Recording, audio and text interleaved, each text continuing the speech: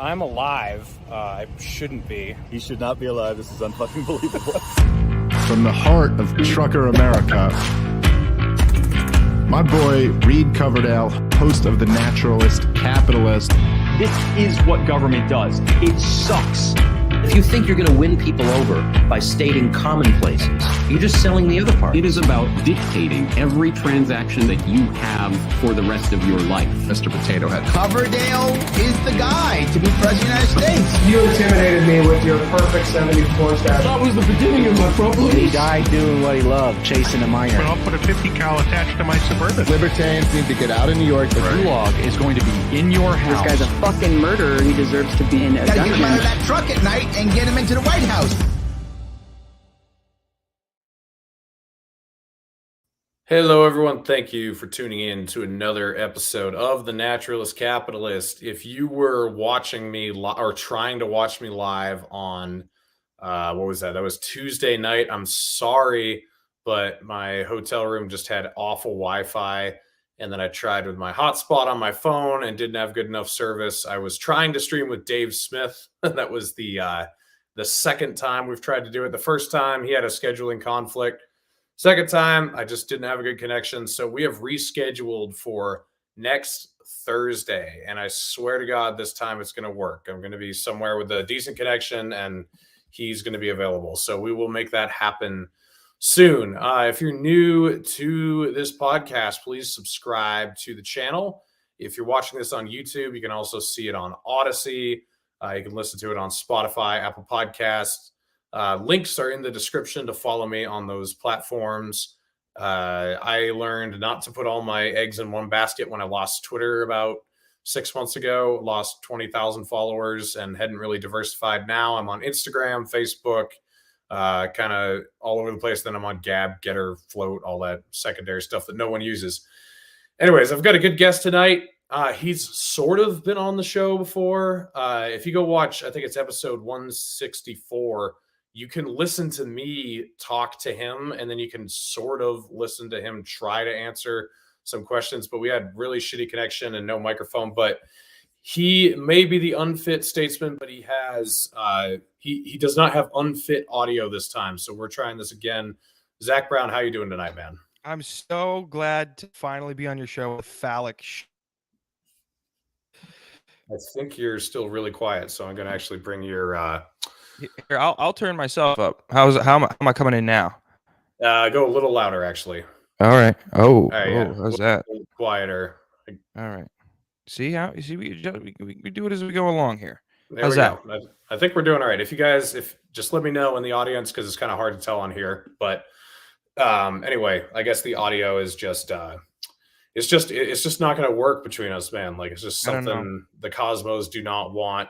Any sort of well-working audio when we have a podcast together. I don't know why, but this is ridiculous. And honestly, this has to be the work of a malicious Lord, malicious God. So, I used to be an atheist. Now I just believe that God is evil and that he's doing all of this to torture us. Yeah. I mean, looking around, that is almost more believable than not believing in God. It's like, maybe he has just like a really sadistic sense of humor and he just kind of like wants to watch this clown show. Cause yeah, I mean, and if that's true, I can almost respect it a little bit more. Like this whole idea of like a benevolent God that cares about you and he just wants you to persevere through this. And then you're going to, spend eternity happily ever after with him. Just not quite as based as someone who's just like, wow, this is hilarious. I can't believe I created something this chaotic and I'm just going to sit back and watch, Truly, I think he's the one behind like all the coups that the U.S. has fomented overseas. He'll get because Bush. You remember when Bush would say like, "I speak to God." Maybe he was right. Maybe he was right. Maybe God was behind all of the horrendous shit that the U.S. has done overseas. And he's like to Jesus, he's like, "Hey, watch this real quick. You want to see Libya wiped out? Hey, real quick, come over here." Like maybe that's what's happening. I don't know. Who am I to say? That is more of a reasonable explanation than any explanation that any government official has ever given the citizenry as to why we're doing the shit that we're doing overseas. So, you know what? I'm going to throw that out there and I'll let your audience decide if they're going to pocket that and keep that argument for the future. Maybe a family dinner, few drinks in your system, start talking about how God is a malicious entity who wants to destroy the Middle East because he doesn't like the Muslims. I mean, there's avenues you can go with this. There's certainly historical precedents for it. Like if you read the Bible, I mean, the Hittites and the Amalekites and the Philistines, it's like, wow, God really doesn't like those people. So, when George Bush says God wanted me to, bomb the shit out of Baghdad or whatever, it's kind of like, this is a little mild in comparison to like what he had David do and what he had, the Israelites do in the old days. So I don't know. He's, maybe you're right. Maybe you're onto something. Maybe George Bush is just a more mild version of one of God's servants. So I don't know. Yeah, maybe George Bush truly was a vessel, was a heavenly vessel. And, what better activity for a heavenly vessel to do after ruining the lives of millions of Muslims overseas is to just paint. Right. Indulge in the arts. I mean, if there's two lives to be lived, it's one to bomb and just murder Afghanis and Iraqis and then take up a liberal arts degree. I mean, what a dichotomy of a life. I envy George W. Bush, truly. He's actually it's like the life he's lived is pretty astounding. Have you ever seen a picture of Bashar al-Assad's wife? No, I have not. She's actually like super hot, and she's a smoke show. Yeah. Do you know the story of Uriah and Bathsheba with King David? Are you familiar? I've read it, but it's long gone now. So King David, he sees this woman, Bathsheba. I think she was bathing on her roof. And he was like, wow, I want to have sex with her. So he decided that he was going to send Uriah into war on the front lines and then told the generals to retreat. Yep. And so he got killed. I think that might have been what was going on with Obama because, I mean, Michelle, I mean, there's not much, fulfillment there. So he sees Bashar al-Assad's wife. And so he tries to Uriah him basically with the whole gas attack story. I think there might be something there. I'm not really sure, but I mean, I recently got into the gas attacks, the chemical warfare in Syria. And, I until recently, maybe like 6 months ago, I found Aaron Mate and started looking into like the OPCW report and how the people on the ground who did the investigation were not involved in writing the final report. In fact, they were excluded from doing so. They were not allowed to give their input. But a lot of I think every one of the investigators on the ground that were sent to investigate said that it was inconsistent with the claims that the U.S. and England and France were making. And there were physicists from like, I think Harvard and Yale that looked over the report that was written, the final report, the final draft. And they said some of this is, you can tell it was written by somebody who has really no grasp of science. Like they're not using the correct language. They're not articulating their points very well. And a lot of the what they say happened is very shaky foundationally. So that one was kind of a shock to me because that was something that I never really followed. And then it doesn't help the story that even before the fake report was, finally drafted, before anything was done, any investigation happened, America, England, and I think France bombed Syria, again, before the investigation, even there was a draft done or anything. And so I just recently got into that, and it's pretty wild how crazily inconsistent the report was. And the high up executives, or not the executives, but the high up people at the OPCW, they like resigned, and they're saying they've been speaking out and saying that it was bullshit, but nobody's going to listen because it's Syria, and Assad must go. Yeah, so. of course. Yeah, I don't know if you've seen Barack Obama and Hillary Clinton on social media saying that we need to be careful about misinformation that's spreading, and we really need to crack down on that. And they're both almost First Amendment absolutists. That's at least what Obama said. He's almost a First Amendment absolutist. But I think it's kind of funny that those two really care about misinformation spreading, especially in regards to Syria.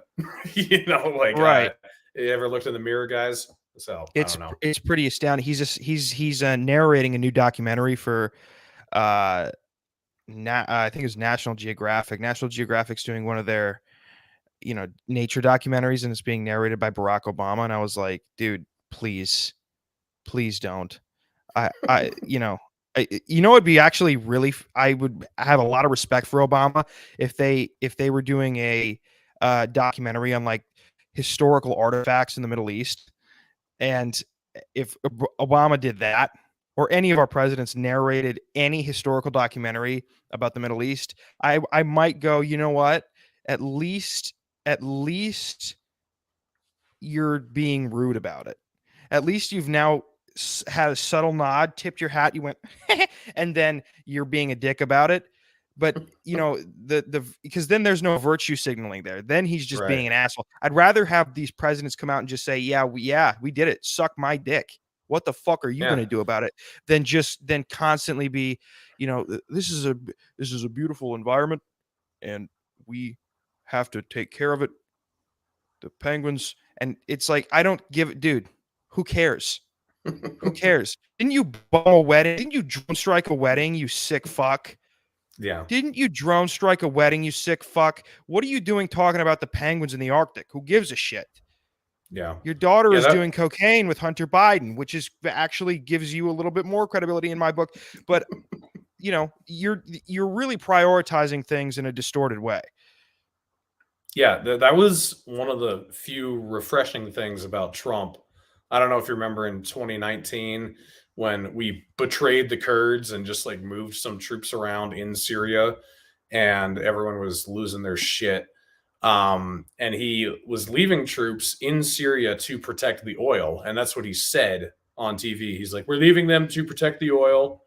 And everyone was freaking out that he would say that because it's so horrible. And it's like, well, yeah, I mean, it is terrible to steal the oil of a sovereign country and sink their economy. But at least he's just like saying what we're actually doing there. There's no bullshit around it. He's just like, yeah, we're there to take the oil. And, when he was running for president, he was like, yeah, we should kill their families, like, why do they get to kill ours and we don't get to kill theirs, And yeah, it's terrible, but it's like, well, I don't know. At least he's, kind of upfront about what he's going to do. So I've long said that same notion, I apply that to racism. A lot of people, if they heard like an old man with a Vietnam War vet hat on, but he was not in Vietnam, and he's just screaming the N-word at people. Maybe they're black, maybe they're not. They're just darker than him. He's just, he's angry and he's yelling and he's like, you're lazy, you're destroying your own communities. I have more respect for that guy, and I trust that guy more than the subtle racism behind like 90s Democrat policy. Like, I trust that guy more than Joe Biden, because Joe Biden has that subtlety to it. I mean, it's cliche to quote Malcolm X on your show, but I'm going to do it. Okay. I get one MLK or Malcolm X. God forbid you have a black person listening to this fucking show, Reed, but if there is one, this is for you.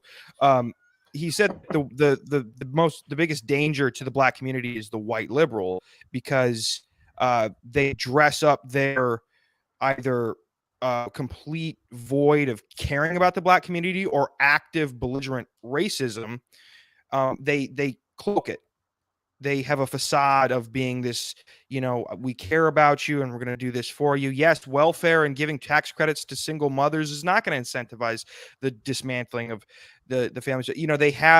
They veil their shit. The guy who's on his porch with a few teeth missing and the needle still hanging out of his arm, that is a person who's genuine. He's transparent. And I know exactly what his shortcomings and his faults and his ethical discrepancies are. So I know, so it's easier for me to actually trust him. I gravitate towards him as opposed to somebody who's doing, those insidious shit, behind the scenes. We're going to manipulate, we're going to pull strings, but they have the ulterior motive. Yeah, no, I feel the same way.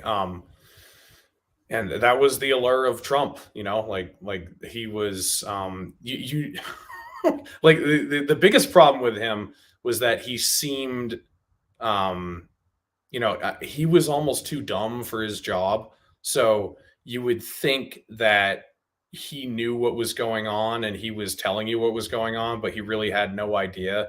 You know what I mean? Like that was his biggest downfall that was why so many people were like, oh, he's locking up the pedophiles and he is ending the wars and he is pulling us out of Afghanistan. But then he was just like, he was in so far over his head.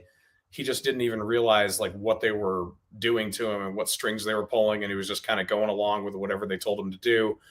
And I mean, if he had been a little bit, yeah, especially them. But I mean, if he had been a little bit smarter, it might have been a little bit different. He was just like a little too dumb so that he didn't really know how to play the game once he was in there. He telegraphed all of his shit. So anyone working against him just could see it from a mile away.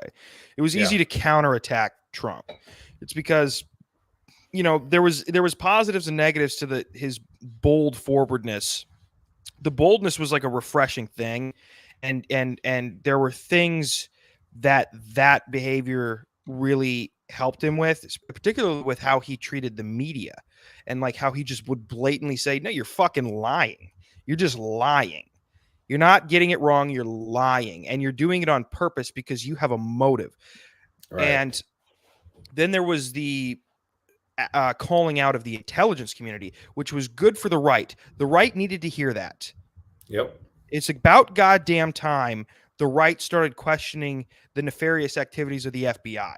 And did it take, January 6th and the election and Ray Epps and whatever? Yes, you're a little late to the game, folks, but still, we made it. Now we're here. Mm-hmm. Now we're here, And so there's that, and then there's also the fact that he would just give away what his next move was. So all of his opponents were like, just do this. It's just do this. It's like leaving. It's like there's a handbook for chess, and there's like, there's different first moves to try to lead the game in one way or the other. It would be like tearing out the page that you're going to use for that game and just slapping it on the table right in front of your opponent. Yeah. And it's on one side of things, you're like, Jesus, is he this confident that he's just going to do this to me and I can't fucking do anything about it? And then you start questioning yourself, but then you also go, oh no, wait, no. I've done this before and this is how I counter this. So yeah, he's Trump. Yeah. He's not a president. He's Trump. He's Donald Trump. He's the guy who motorboated Rudy Giuliani in drag on fucking television. For Christ. He's a noun. He's not just a name. He's a noun. Like, yeah. I mean, he's kind of become a verb too. Like, not just like the playing cards, but like to trump something. He's a phenomenon. Like he's his own entity, 100%. So, the transition from having a president who can speak in complete sentences to Trump and then to Biden has been a beautiful thing in my mind. Like, Obama, he's kind of the embodiment of everything we were just describing that we despise about all the previous presidents. They're so suave and eloquent and, well presented that they could get away with murder and no one has any idea what's going on, where Trump was just so brash. Like he was bragging about, I love, dude, if you watch the speech that Obama gave when Osama bin Laden got killed versus Trump talking about al-Baghdadi. Yeah. Oh, it's just such a difference. But he died like a dog. I think the shock of Trump then transitioning into the whatever you would call this with Biden was it was the right move. Like it put a lot of Americans into a certain frame of mind that I think if we had gone straight from Obama to Biden, I'm not sure it would have been as successful in dismantling the dignity of the office. Like Trump removed a lot of dignity from that position in his own way, and then Biden has continued to do it in a completely different way. Like with Trump, it was almost intentional, the removal of respect for the Oval Office. And with Biden, it's just natural. Like you can't help it. It's just the way it goes. And I mean, if you look at the number of people who don't hold any respect for the Oval Office in 2022 versus 2015, it's crazy. So many people don't have any respect for the president anymore, and not just dependent on who it is, but just the presidency is just a position that no one gives a fuck about anymore. Yeah, well, I suppose that's just a little serendipity for all the bullshit that's happening that goes along with the shittiness in Trump and Biden. Because what I enjoy about both of them is they've created a understanding in the American populace that was not there before this, of how little influence the president really has. Yeah. And how little power he has and how much he really matters. And so people have started to look elsewhere.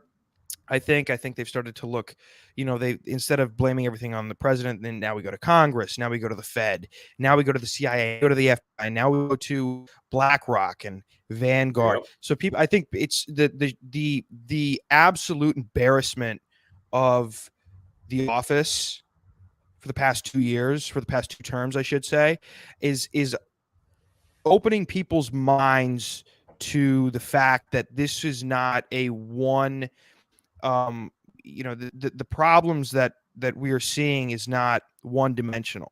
And so they're expanding their arsenal of the blame game, I guess, and starting to look elsewhere and starting to realize that, oh, this entire thing, like, this is coming at us from all sides here. We've got a Federal Reserve printing, was like 80% of all the dollars that are in circulation in 1 year, in 2020, in late 2020.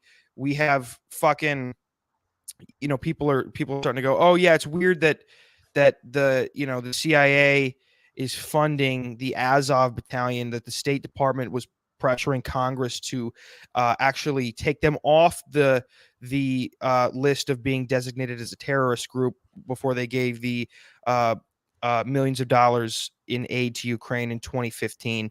So people are just starting to look in different places. And I don't, Lord knows where that'll lead, because that might even be worse.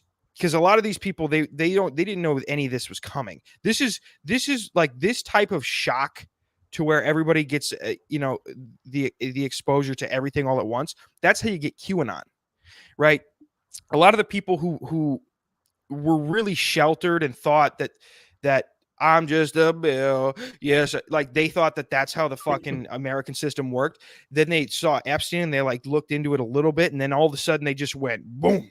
And they were in there. The fucking drain sucked them down, and their brain stem separated, and they went, there are children underground in my neighborhood, and I got to go dig them out. And it's so, because if you expose someone to everything at once, then it just becomes very hard to process. And when things become difficult to process and comprehend, people start to compartmentalize. And when you can compartmentalize, you usually reduce the complexity of an issue, which obviously makes you less accurate. And so it's like the coastline theory, or I don't know what you call it, but when you measure coastlines, you actually never can actually get an accurate or objective mileage or number to a coastline, because the more you zoom into a coastline, the more little, because it's not a perfect line, so the more little things you get, okay, these little zigzags. And so it depends on however many zigzags or however many little increments or whatever you measure, it can range from, I mean, these things can differ from, like, hundreds to thousands of miles of coastline, depending on how small the increment you're willing to measure goes. And so it's like, if you just compartmentalize in a very big way, then yes, Trump, this person who was coming in and saying draining the swamp and happened to be boisterous and calling out the media, well, then yes, since if you're going to measure in large increments, then you would put him in the same, the same bucket of somebody attempting to weed out pedophiles, because he's just a good guy, right? And that's the sort of the maxim of compartmentalization, good versus bad. good versus evil. And so that's how you get QAnon. And so hopefully people's brains don't break and we get another movement of QAnon or QAnon like, thinking processes toward our political woes. But we might. And if we do, I'll be here to interview them. Yeah, I mean, the QAnon types are not much more of a help than the people going back to brunch because they're just missing the target. Like, I think their hearts are in the right place for the most part, but you're right. The brain has separated from the spinal column. So, I mean, as far as being helpful allies, they're not really much assistance. So I go back and forth between thinking that these times are fertile ground for bringing people over to our side, because in a lot of ways people who have never had to think about any of this stuff are finally being forced to think about it, so they have to care. And I don't know if they ever would have in any other circumstance. But then we also have the problem that you're talking about. So with you, how did it come about? I know a little bit of your backstory. You were a Tulsi supporter and a Bernie supporter before that. So you were obviously not in the mainstream. You weren't in the mainstream wave of thought when it came to politics. But what brought you to where you are now? What was your journey like over the last couple of years? So I ping-ponged around a bit. When I first started, I was a Bernie supporter because I was, young and wide-eyed and thought I said, wouldn't it be great if everybody could afford healthcare and they could just go in and get the best treatment? And Bernie's was like, yeah, we could do that. And I was like, let's do it. I was like, I would love that. I don't want anyone to have to go in debt because they had cancer. I want that. And so plus even back then I knew about the Clinton body count. So even in the primaries when Clinton and Hillary was running, I was like, Hillary's she might not be a lizard, but she's not human. And so I voted for Bernie in the primaries, did not vote in the general election, Hillary versus Trump. I didn't want Hillary, but I still definitely was like, I had a little bit of the Trump derangement syndrome. That's what I get for living with my mother at the time. This is back when I was like 18, 19. And then weirdly enough, for a very short period of time, I was actually like conservative. So I was, kind of, I started paying attention, and what Trump was doing didn't seem to be all that different from what anybody else did, like policy wise. And so I was like, this is not as bad as I thought it would be. And then what happened was, particularly under Trump, I noticed the absolute deranged behavior from the left. And I was like, because I never liked woke shit. I was always very anti-woke bullshit. And so I saw the deranged behavior of the left. And so I got into like those fucking, own videos. It was like Milo Yiannopoulos owns college student, Ben Shapiro owns, and I'm very embarrassed to be saying this on your show right now. Ben Shapiro owns fucking, libtard. 5-year-old with pink hair. Yeah. Yeah. Yeah. Steven Crowder owns prepubescent child. Yeah. No, it's truly, it was so. Hey, I was there at the time too, man. It's all good. Yeah. No shame. No shame. Yeah, so I got super into those, and I'm like, you know what? I might be conservative. I very well might be conservative. And then I started kind of being like, I would pay a lot more attention to conservatism, and it wasn't even like within like maybe a month, I was like, I don't know about all this. I don't know about all this, and so like, because I would listen to like Mark Levin, and he would just like, even like Israel versus Palestine. I still am not even, I'm not even quite as anti-Israel and pro-Palestine as you are. I'm, but even that, like when he was just blindly following Israel, I'm like, yeah, but that was it. Like he would be like, what was the soldier, what was the IDF supposed to do? That 10-year-old had a rock and they threw it. And I'm like, but that seems excessive. So I just kind of slowly shifted away from that mindset. And I'm saying maybe the conservative mindset really isn't for me. And then I just was not. I was nothing. And so that's when I started my podcast, when I was legitimately nothing. It's a good time to start a podcast. Yeah, I know. There's just no political identity and really no idea what you're talking about. So I had traces of being slightly conservative and then nothing else. It was just a void. It was just a complete and utter fucking vacuum. And where ideas went to die, truly. I would think ideas out. Like, I put these up on my Patreon, and it's like the first 100 episodes. I went back and listened to like episode 5, and I was like, what the fuck am I talking about? I can't even speak. I wasn't even speaking correctly. It was insane, truly. And then eventually, I forget who I first like was exposed to as far as like being a like libertarian. I can't even remember who it was, but it kind of it was just by gradual exposure, I suppose. You know, I followed one libertarian and then another and then another and then another and then another. And then it was just through gradual exposure. I was like, yeah, this seems to be the closest thing I can get to a political community. Because like I said, I still don't know if I consider myself fully a libertarian, but this is by far, I'm very close. I'm very closely aligned.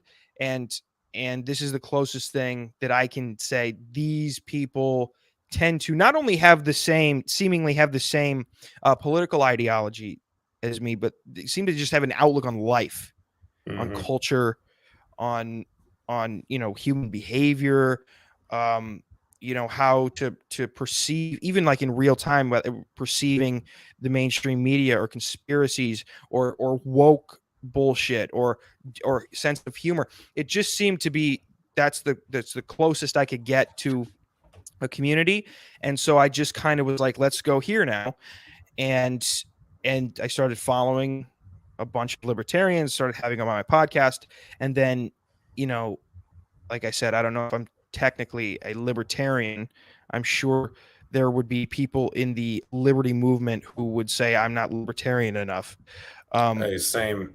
So yeah, you're good. yeah. But that's I found it was like trial and error. It's like it's like trial and error in the state system for fucking foster kids. You send them here, and then sometimes that doesn't work out, so you bring them back in. You send them to another family. That didn't really work out. He was a little too boisterous for them. They had to send him back, and then you finally get the right family who's willing to keep you. That's kind of how that happened. Who impresses you on the national scale right now in the media or in politics? Like, it kind of shifts for me. While Trump was president, there are different people that I would really think like, wow, that guy's making some good points. And with the changing of the guard or whatever, like it's shifted dramatically, especially over the last year or so. One of the people I really love, and she's a moron, but I love her, is Marjorie Taylor Greene. And I really, I really did not like her when she first got elected, but man, she's really grown on me in the last year. And I'm working on getting her on the show. I've gotten a contact and I'm working at it. So if you guys want her to come on my show, if you're watching, go bug her on social media or whatever. But who really impresses you on the national stage right now? Well, I mean, in serious, like the gay answer to this would be like Thomas Massey and Rand Paul, right? But I also like Marjorie Taylor Greene. I fell in love with her after she posted that video of her doing those fucking CrossFit pull-ups. I was like, whoa, I don't know what. I like that Lauren Boebert carries on the Senate floor or on the House floor because it's just. I love a wrench in the machine. Exactly. I love throwing a cog or I love throwing something into the cogs turning that makes them stop. As far who am I impressed with? DeSantis a little bit. It's here and there. It's never somebody who's like I'm truly impressed with. DeSantis here and there. I like Thomas Massey. I like Rand Paul. I liked Kristi Noem, how she handled COVID. I also think she's an insane person, truly. I'm from South Dakota. She's an insane person, truly. And she's pretty attractive for the position that she's in. they're I don't know if I'm actually even impressed with these people or if I'm just absolutely disgusted with all the other ones that I'm just tolerating these guys. You know what I mean? Yeah. I don't know. Like if I look at the entire, I try to contextualize the entire political picture. I mean, I'm just so disgusted with so many of the other ones that maybe I'm just tolerating these people and saying, "Hey, this is what we're going to get." Yeah. Did you hear? I don't mean, know. My friend told me about this today, and I have no idea. He's not a bright guy. Did California legalize like post-birth abortion, like up to 28 days after the baby has been birthed? I saw something about it, but I don't know if it's true. I heard that, but I feel like it would be making more national news if it were true. Right. So or I'm at not least sure on it's true. Fox. And Yeah. you'd see. Listen, I follow some people from One America News Yep. Network. Listen, that'd be all over my fucking timeline, believe me. And I didn't Yeah. see anything about it, so maybe it was just a rumor. But Yeah. listen, I know that wasn't Governor Ralph Northam talking about that at one point on a radio show. Like there was a bill being pushed through or being voted on, and there is a video of Governor Ralph Northam on a fucking radio show talking about, I don't think it was the 28 days, but he said that it was his words, it was him saying this, that a woman could give birth and then the baby would be taken to a room, and then the doctor and her would have a discussion on whether or not to humanely like put it down. It's like, See, I think that insane. should be an option until like you're off your parents' health insurance. Once you, which is what, 26, I think you have to get off your parents' health insurance. So anytime until then, I honestly think it's fair game. But That's if true. we're being reasonable about it. That's true. We give a lot of leeway to the fucking. There's a few people I could push the upvote button on murdering them before their 18th birthday. I mean, for Christ, listen, I know a person who's 24 years old and he has games on his phone. It's like, dude, no more, out, go fight in Ukraine. If what's his name, Malcolm Nance, if he can if he can fake fight in Ukraine, so can you. Go. Jesus Christ. I didn't even know who he was. I didn't even know who he was before this. Oh, I did, because he's been on Bill Maher's show like 500 times, but that was the only reason. Bill Maher is so frustrating to me because I used to love him. Especially when I was a Bernie supporter. But he's so frustrating because he's a person who has some like 20% of the time he just is just fucking precise. He explains shit well, and he's based as fuck. And then 80% of the time you're like, no, you're not even near reality here, buddy. And so it's so frustrating to try to weed out the shit. It's like here's an issue, Reed. You want me to put an issue on the table for you to fucking analyze? Sure. Why is it that the two people that I like the most in the mainstream media are fucking Bill Maher and Tucker Carlson? That's a problem. Those are my favorite too as well. So I'm kind of in the same boat. And I don't know I think Tucker's gotten better and Bill has gotten worse. Would you agree with that? Like, I think like 10 years ago, Bill was better. And 10 years ago, Tucker really sucked. So here's what we're seeing a banana with Bill Maher. Like back when he was saying like, when he got kicked off of ABC for saying, "Oh, dude, so based the shit about 9/11." How it's they're not cowards to fly fly planes into buildings. Dude, just an amazing point, truly. And then he kind of bananaed downward to like the worst of the worst during especially like Trump, especially during his campaign. And now I think we're seeing an upward trend with him. I think he bottomed out, and I think he's going to come. I don't know if he'll ever get quite as based as that comment about 9/11, but he's going back up a little bit. So he dude, kind that's of like Tower Power Hour levels of based. The 9/11 comment, like, man, 100%. 100%. That and when he said the N-word. 2001. Yeah, and when he said the N-word. Yeah. But, yeah. Yeah.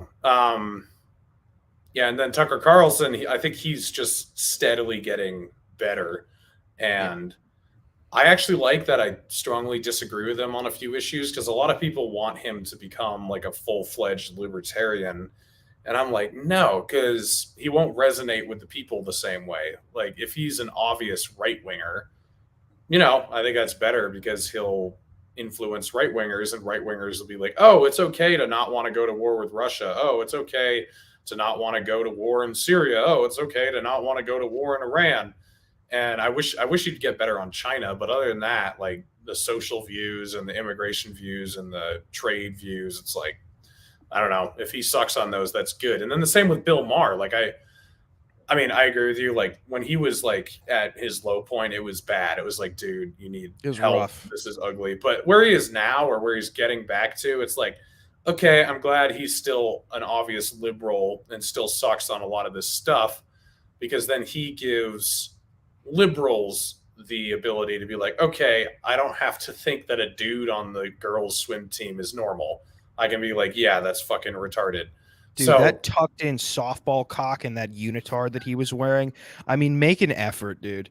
Make an effort. Don't be chubbed up when you get out of the water for your fucking photo shoot. Dude, I mean, at least make it for Christ, have a little respect. Have a little respect. Here's the thing. I have no problem with men beating women in any way, shape, or form. But for you to get out of that pool like ringworming, come on, dude, stop it. Like it's so insane that the whole thing, this fucking entire movement with transgenderism has gotten so out of hand.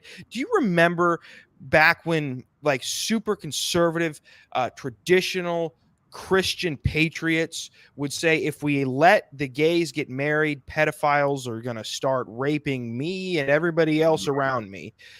They were so wrong. But they might be right about the transgenders. Like for some reason, as soon as like the T became the prominent letter in the LGBTQ movement, it seems like the sexualization of children has, I mean, for Christ, it's bad. Yeah. So maybe those idiots on the right were getting close. They thought the gays were going to do it. It wasn't the gays. It was the trannies. It wasn't the gays. It was the trans. And by the way, I mean, I think most people, certainly people listening to this podcast probably understand this, but there's a lot of gay people who fucking hate the movement because they believe that it has completely undermined what they were fighting for years ago, and that it has not been a net benefit to them or the people in the movement. And I agree. Same with the trans movement. Like, I used to work with a transgender dude, and I haven't talked to him for a while. Work on his transitioning, or like just work? No, work with him. Work with. Okay. Yeah. A trucker?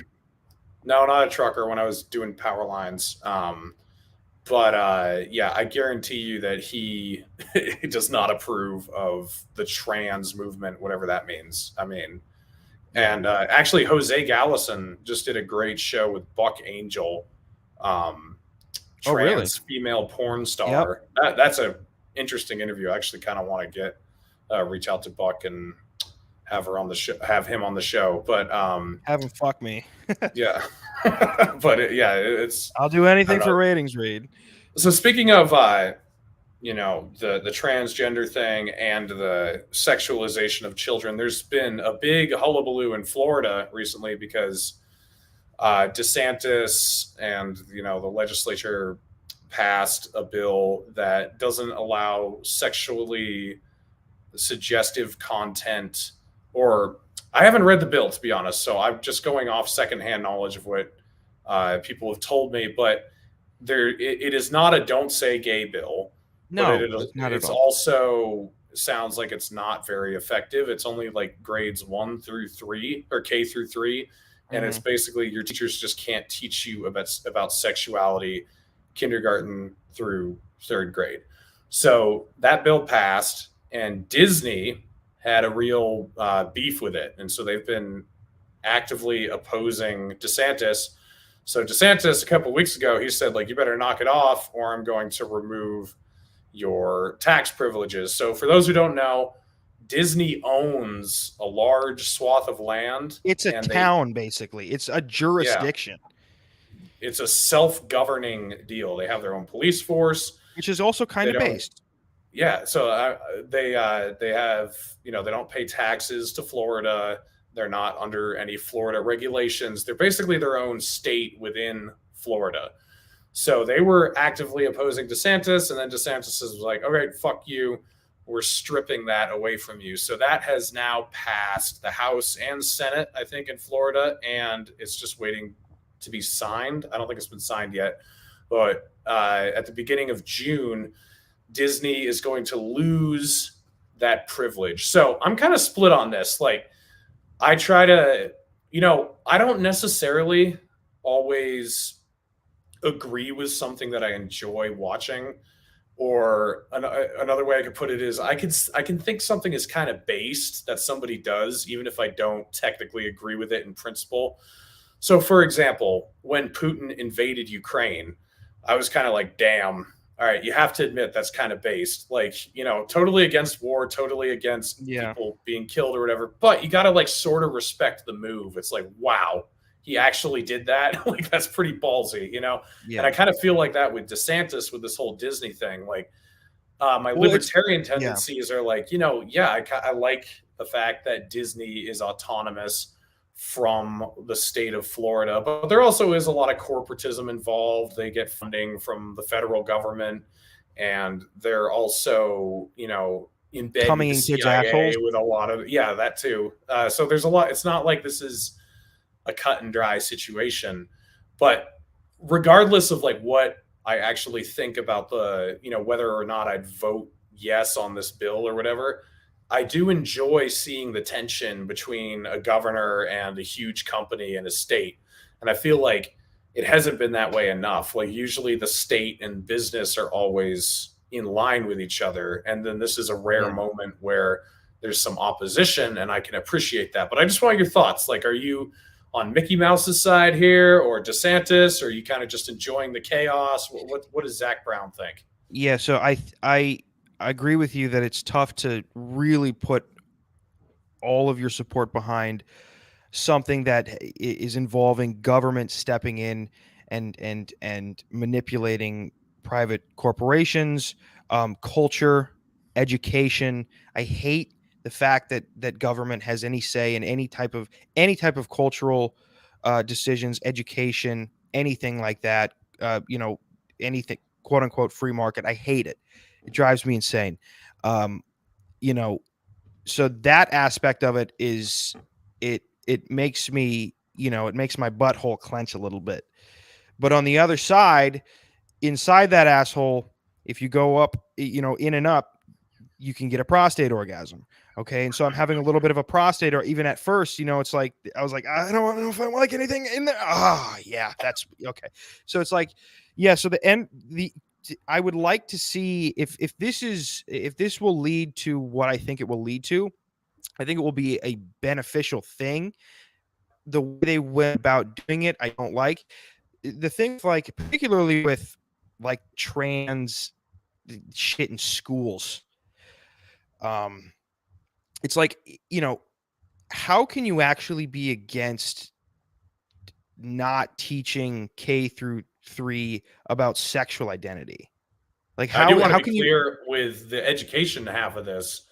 I'm totally on DeSantis' side. Like, if this isn't for private schools, this is for public government schools. And dude, so as far as the Disney thing, I hate Disney. I hate everything about it. I went to Disney World once. I hated it. It was a disgusting park is just, full of pigs. That ruins your life. It's people, you go to concession stands and eat deep fried food on a 103-degree day, and then you go on a ride and then you feel like puking. You get sunburned. Your feet are sore. You're around your fucking family who's irritated because you've been up since 6 a.m. because you had to make a little drive, and now you've been at the park the whole day, and you're not coming back because you can't afford a fucking week week's vacation. It's a disgusting park full of disgusting people. I think everybody who wants to go there should be executed publicly. Anybody who fucking has any interest in it, anybody who's watching Disney Plus over the age of 18 should be shot in the face, because they are no use to they're no use to our society. Everybody who likes Disney needs to consider suicide.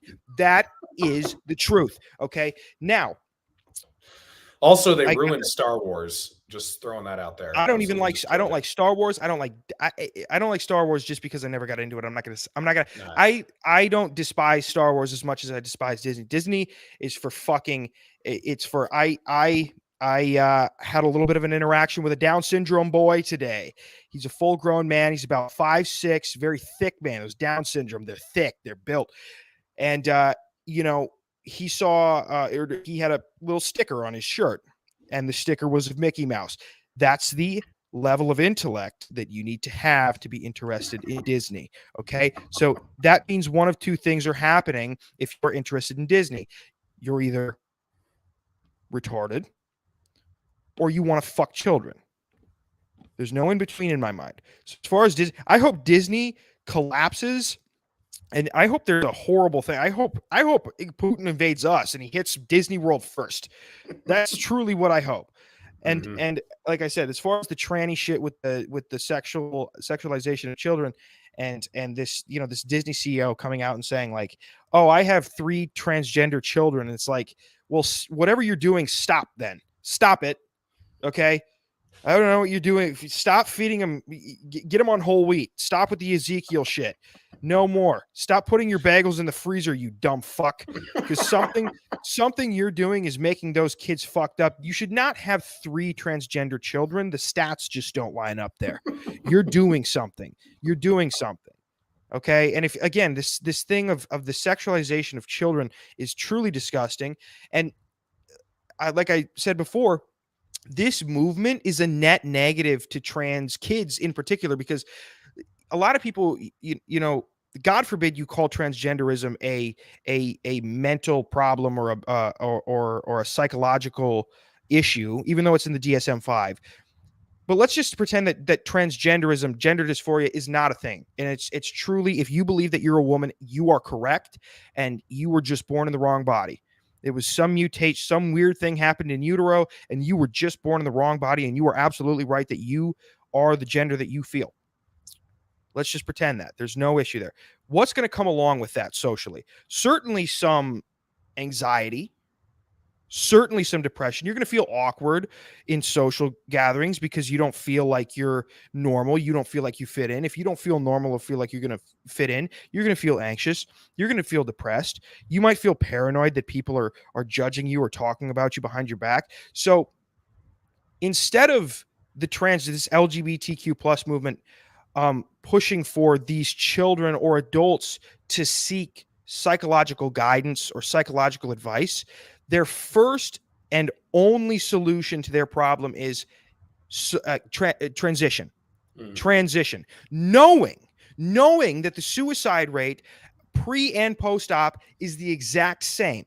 And then they use that. They go, well, the reason it's the same is post-op as it is pre-op is not because they're mentally ill, it's because society just treats them that bad. And it's like, well, why is the suicide rate of post-op transgender people in 2022 like 10 times higher than the suicide rate of black people in the 1920s? Are you telling me society treats transgender people in 2022 worse than they did in black people in the 1920s? The fuck they did. It's clear that not only is gender dysphoria causing them mental disturbance, they probably have anxiety. They probably have depression. They probably have maybe they have a slew of other things that they're trying to work out. And you are not giving them any positive advice. You are not benefiting them in any way by telling them just to transition. And once you get to that other sex, you're going to be fine. No, they need help. They need mental help. And you just pretending like it's a bad thing for me to say, oh, it's a mental illness and they need to seek help. You're not helping them. You're fucking them over. You're actually a net negative to these people. They need help. If I come to you, Reed, and I'm like, I'm feeling depressed as fuck, man. I've been thinking about some crazy shit lately. You wouldn't go, there's a one thing solution. You just do this and you're going to be fine. You wouldn't do that. You'd say, well, listen, your first step was probably go talk to somebody. Let's figure it out.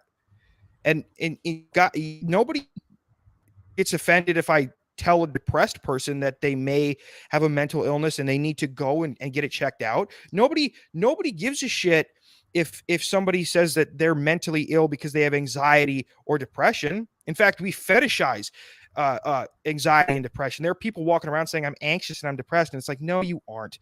The fuck you aren't. Okay, get off TikTok, you dumb bitch. That's not the way. Okay, but again, if you say transgenderism, there may be some mental problems here, and we should seek help instead of just pushing them aside and saying this is the solution. No. Let's look at the individual and help them. The LGBTQ movement has not helped transgender youth. They have not helped transgender adults, and they can reflect. They constantly quote the statistic of the suicide rate in the transgender movement. It's like, you're the transgender movement. Shouldn't you be helping them? Maybe the fact that you're quoting high numbers of suicide is a point to your fucking failure of actually representing and helping these people. You purport to be helping these people, and you're not.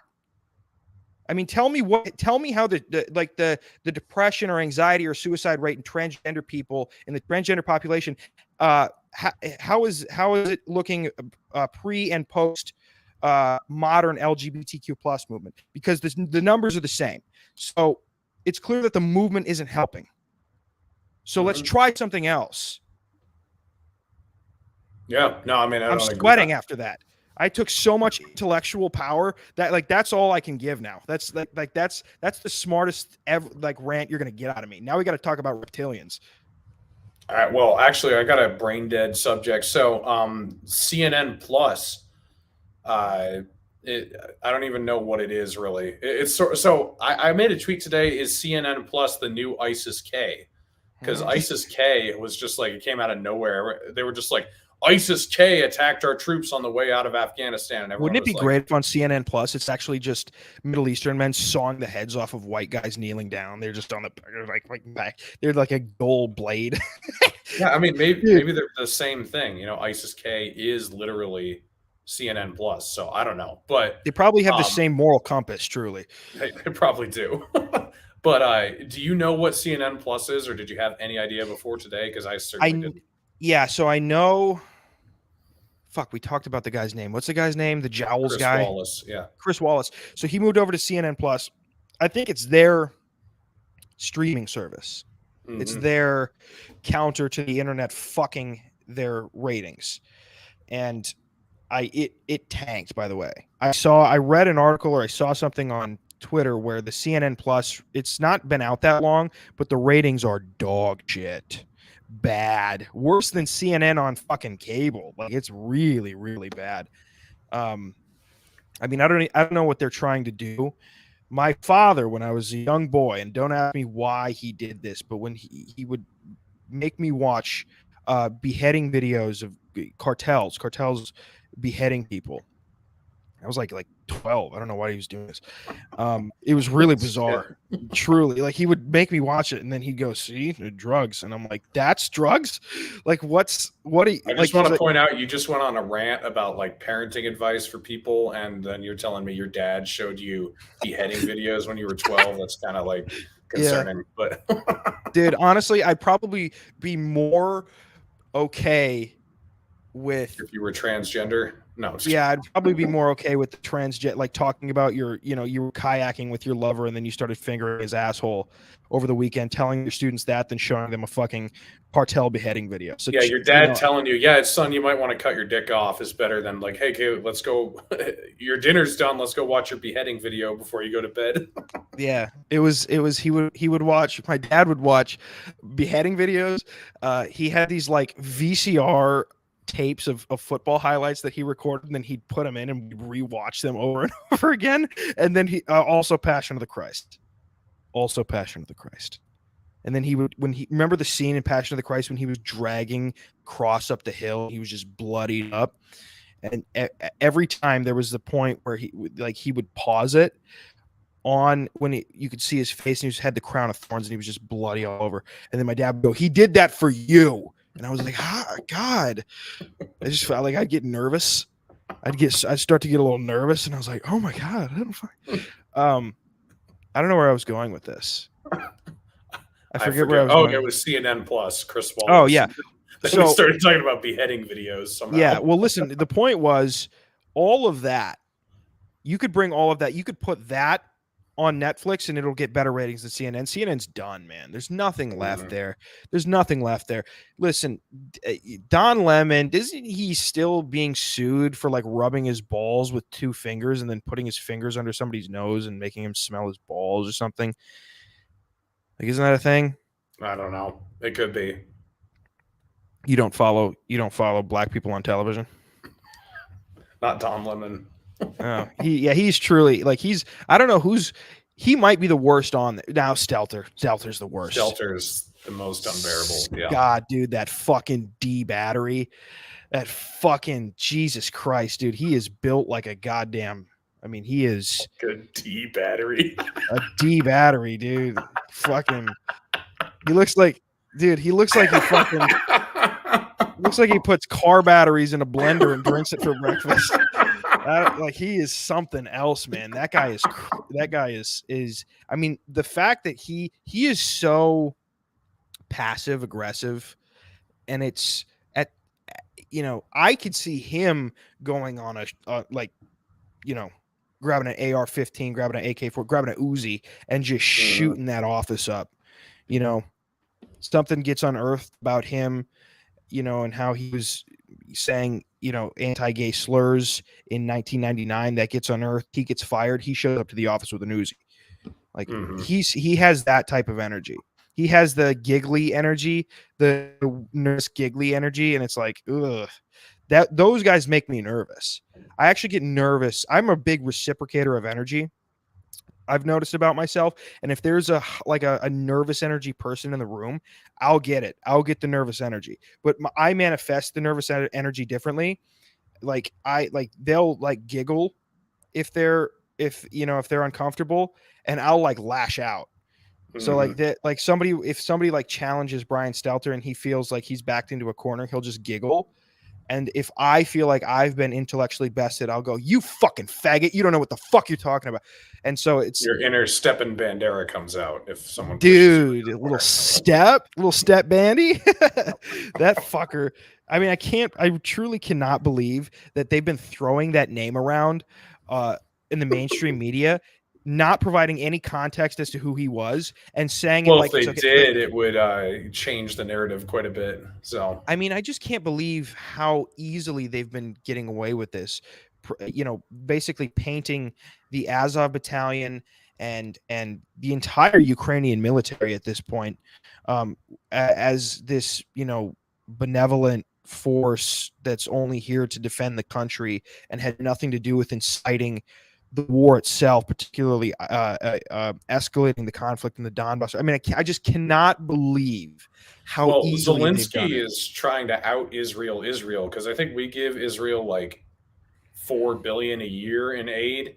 He says he needs $7 billion a month for the rest of the year to fight the war. So he's trying to out Iron Dome Israel, which is impressive. I gotta give him props for trying. Dude, if we could transfer our Israel to Ukraine, at least they're further away. At least they're further away. I'm sick of fucking here. And here's the thing. I hate that when all politicians on both sides are pro one issue, I get very upset because I enjoy conflict. And so I hate it when the Democrats and Republicans come together and they're like, we got to support Israel. Israel needs our help. When fucking, who is it? Dan Crenshaw said that without Israel, there'd be no America. It's like, no, what? It's the other way around. What? Or, dude, is that fucking hole in your face is getting too much air? Like, or maybe take the patch off and let some oxygen get to your brain, Dan.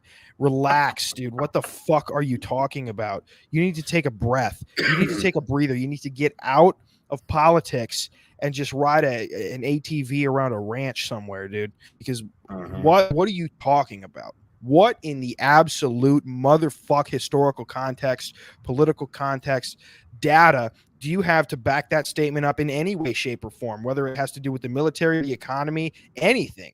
I mean, that is truly just the most retarded thing I think I've ever heard somebody say in my entire life. And like I said, I had a short interaction with a retard today. He made a lot of sense. He looked at me and he said, I don't like Israel, with a Disney sticker on his shirt. And I said, Jesus, this is not the setting for that. You need to relax. Sit on that bench over there. And then his mother, she said, don't talk to him like that. And I said, shut up, you fucking Israeli supporting cunt. And then that was that. Then the cop showed up and I said, listen, there's no conflict. It was a verbal, we were having a debate, a robust political debate. Sit down, pig.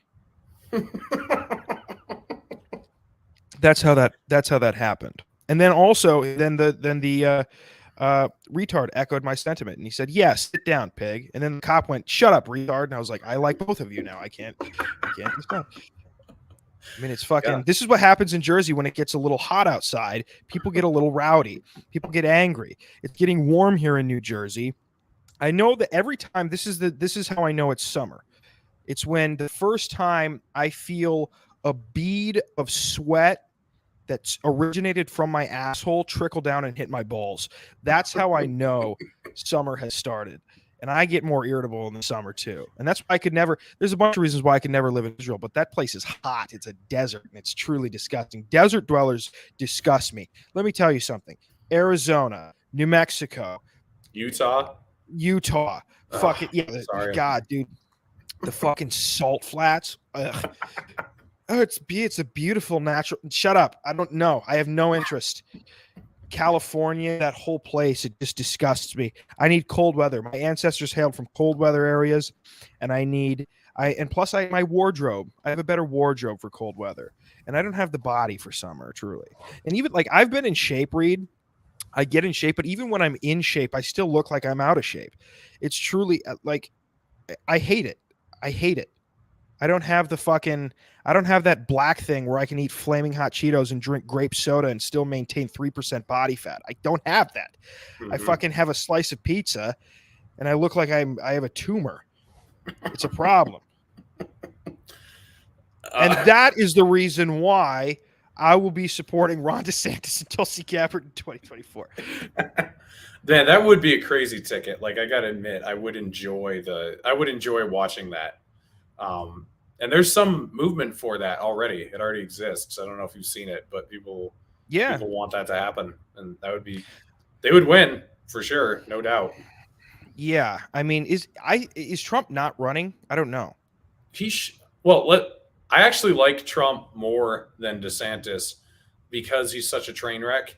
Like, yeah. I mean, DeSantis is Trump without being a retard, basically. And like, right. Trump's retard strength is his saving grace. And then also the fact that, Trump doesn't actually support Israel or give a fuck about Israel at all, or about anything other than himself. He just doesn't care about anything other than Trump, which is good in a lot of ways. Because he'll just be like, okay, I guess we'll go do this weapons deal with Saudi Arabia. And okay, I guess we'll send all this money to Israel. And okay, I guess we'll take out this Soleimani guy. Sure. But he doesn't really believe in it. He's just kind of like being taken along for the ride and just kind of going with the flow. Where DeSantis, I think, does truly believe all that stuff. I think he is a Zionist at heart. And I think he does want to be a hawk on Iran and China. So he scares the shit out of me because the thing with Biden and Trump, frankly, is Trump would muster, a lot of support in his base, and they would believe in America when Trump was president. So that's a little bit of a problem. With Biden, there's no belief in America. No one thinks like, oh, America is great. America is awesome. Like this defeatism at least on an international military scale, I think is good. Like the idea that, a lot of people, I mean, we do have a lot of retards who do actually want to get involved in Ukraine, but a lot of people just saw what happened in Afghanistan and they see what a mess Biden and Harris are. And they're like, yeah, like, I don't really want to do this. Where if you get someone in there who's inspiring and young and charismatic, who does believe in imperialism and does believe in backing our greatest ally, I can see that being really bad. So I don't know if Tulsi could like soften him up on any of that stuff. I don't really know, but I think I'm mostly scared of that ticket, but I would enjoy watching it, and they would win 45 states against Kamala Harris. Yeah, and I like Tulsi's demeanor more than I like Ron DeSantis' demeanor. Mm-hmm. She seems, I don't agree with her on everything, but she seems. I do think that I don't think that she has her stake in the ground anywhere. I think she can be moved, right. And I think that's a good thing. A lot of people think that that's political weakness. I don't see it as in that way. I think that if you are willing to change your mind, that's a good thing, because that means you're actively thinking about things, and you didn't decide this 10 years ago, and this is how you've thought about it for the past 10 years, and you haven't changed. So I enjoy not the moldability, there isn't the right word, the flexibility that I see in Tulsi Gabbard, or her tendency to be more open-minded in the sense of changing her mind on certain things and evolving as a political individual. Ron DeSantis seems more staked in his political opinions. He seems more staunch, which would make him actually like there's a reason why he'd be the president and she'd be the vice president. There's a reason for that. It's because these characteristics are more of a positive when running for president. But I think you're right. I'd just rather see Trump. I would just rather see Trump, because then again, things become a bit laughable. And the more that we can create that we laugh at the fucking fact that we even have a president, that mentality, the more that we can stoke that flame, the better off we'll be. Because then again, like I said, people are going to start to look elsewhere. Because if you start not taking if you just start not taking establishment politics so seriously, you kind of naturally evolve to, you might not end up as a libertarian, but you drift just naturally toward liberty, a more liberty-centric mindset. Mm-hmm. Okay. And that's because if you don't take the government seriously, then you can't be quite as reliant on it, because you can't rely on something you don't take seriously. And so the more of a laughing stock we can have in the Oval Office at this point is because I hate Biden. Biden is gone. Like, he can't even think. I don't even hate. So you can't hate the retard for hitting me in the face because he's retarded. You're like, fuck, I just got hit in the face. But you're not mad at it. So I don't hate him. But it's like, I hate what's happening under his leadership. Mm-hmm. But like, I don't think it's entirely a bad thing to have a fucking laughing stock in the Oval Office, because again, like I said, it's just a natural tendency to gravitate more toward the way we think. If you look at what's happening and go, oh, this is not something I should be fucking looking up to or relying on, and then, like I said, that that light bulb that goes off and says, holy shit, these people are incompetent. Mm-hmm. And I can't rely on them. They're incompetent, and at worst, they're malicious and malevolent, and so that will bring people to more of, like I said, I don't know if it's going to bring everybody to anarchy or libertarianism or agorism or whatever, but it will increase self-reliance and autonomy, and it will also increase the tendency to be rebellious against government policies people don't like. Because if there's a fool who's telling you, I want your money, you go fuck your mother. I don't give a shit. I don't give a shit. You want my money? I'll kick you in the teeth, bitch. Doesn't shut up. But if obviously if there's a very strong authoritative figure who says we need this money to benefit you, and you go, okay, daddy, and you know what I mean. So I would rather have somebody I'd rather have somebody with mean tweets in office. I'd rather somebody on Instagram doing stupid shit. It's I don't know. It seems like the more of a laughing stock, the more embarrassing figure we can put in the Oval Office at this point, the better. Mm-hmm. I agree, man. All right, where can people keep up with the Unfit Statesman? I know you're on Twitter and you don't have nearly enough followers. I don't know what the hell's up with that, but yeah, I've got a link to your Twitter and your Rockfin in the description. But where else? So Twitter and Instagram at Unfit Statesman. I got rid of my Getter. Had to do it. Couldn't fucking do it anymore. Rockfin in months, so.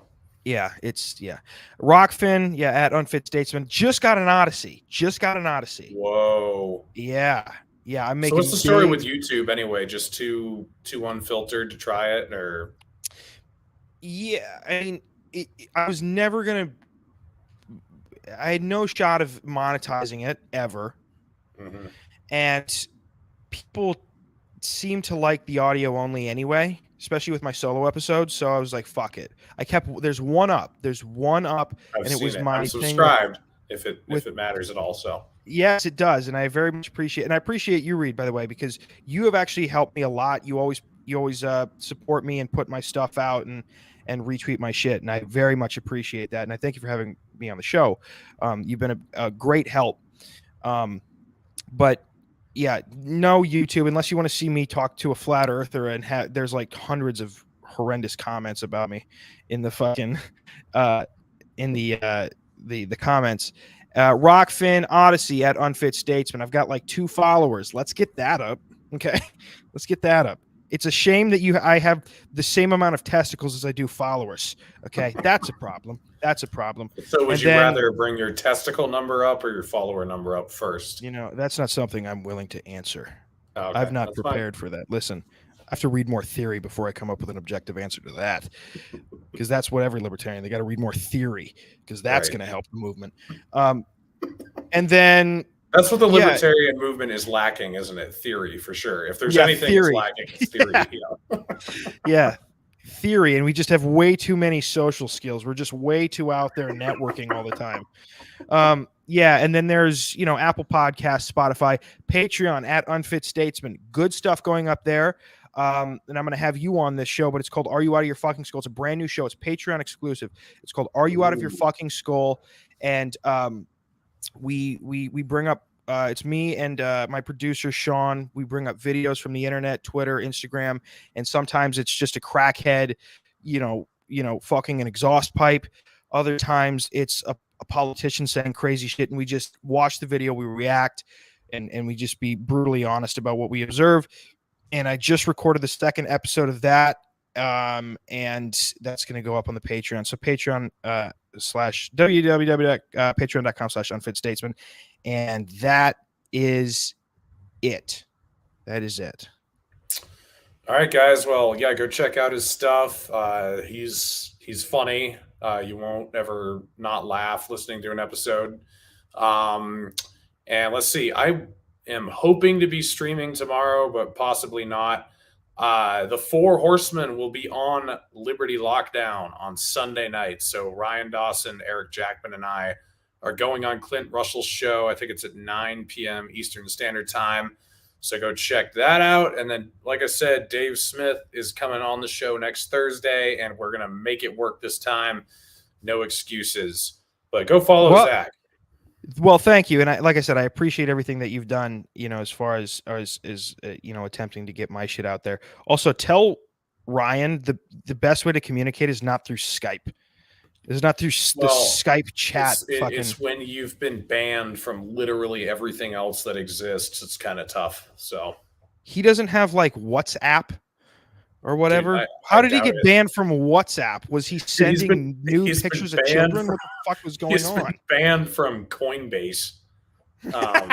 Yeah, well, that's he was actually he was banned from MySpace in like 2005. Wow. Yeah, he is like the pioneer in getting banned. So yeah, not too many. He's amongst the Japs. That'll change a man. So that shouldn't even be a slur. Japs. It's just shortening Japanese. I mean, come on. It's like saying the whites or the blacks. Let's end this here. Can we end this show? I just want to say Japs and then you end it. Okay, this is how we're gonna do it. I'm gonna say Japs and then you end it. Okay, 3, 2, 1. Japs.